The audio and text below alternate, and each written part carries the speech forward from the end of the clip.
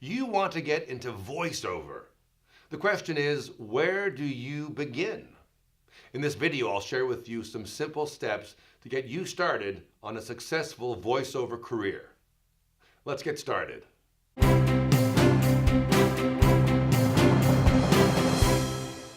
As a voice and speech coach, I work with many voiceover actors, helping them keep their voice in shape, building the strength and variation of their voice, and also with people who are not actors or who are actors that want to break into voiceover, giving them exercises, finding the range of their voice, and pointing them in the right direction on how to really build a voiceover career, or in this case, to start one. First, you'll want to find a good class, a good voiceover class. In Los Angeles, many years ago, I started with Voicecaster.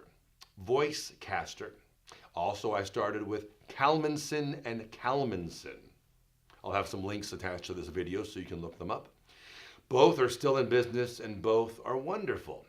They have 6-week classes typically that range from about 3 hours per class and are in the cost of about $300 per 6 classes. So you're generally looking for a good voiceover class between $40 and $60, $65 per class.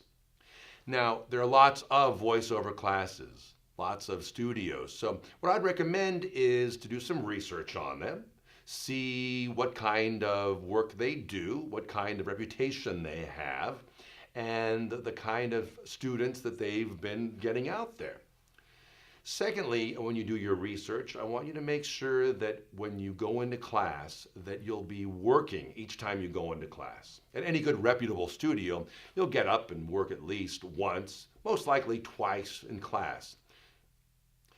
Third, you'll want to make sure that they help you find your signature. What is it that you do best? Are you a really charactery voice, or are you a much more kind of comfortable, cool, collected voice?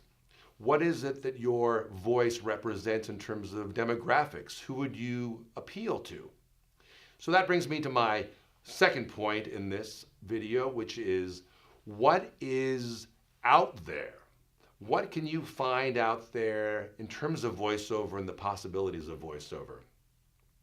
Well, you'll have a lot of fun doing this because you'll start to realize, once you're aware that how much sound you hear out there that is without any sort of picture involved, there is a ton of it.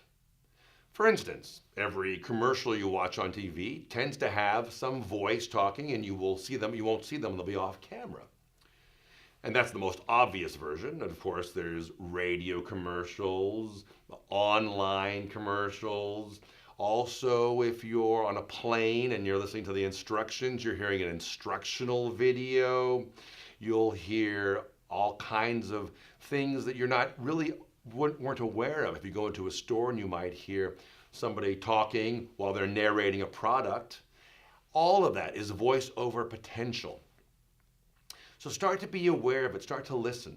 If you see a cartoon, you're playing a video game, those little grunts and groans, those things that they say, those characters that are speaking, all are voiceover actors at work. So start to listen to it. So at the same time that you're developing your signature, deciding what it is that you're most suited for, what you're sort of naturally born for in terms of your voice, you'll find the possibilities out there that would work for you. Third, practice. Practice on your own. Now listen, as far as the investment goes, there will be an investment in terms of class. You've got to take a class and find out where your voice lies, what you sound like, to get an honest appraisal from somebody else, and even for yourself to get an objective appraisal of what you sound like. As you do that, you can start to be objective about your voice, about the quality, about what you can do, and you need to practice. Go online, find voiceover scripts. There are plenty of them out there. Do the commercial. See what it sounds like.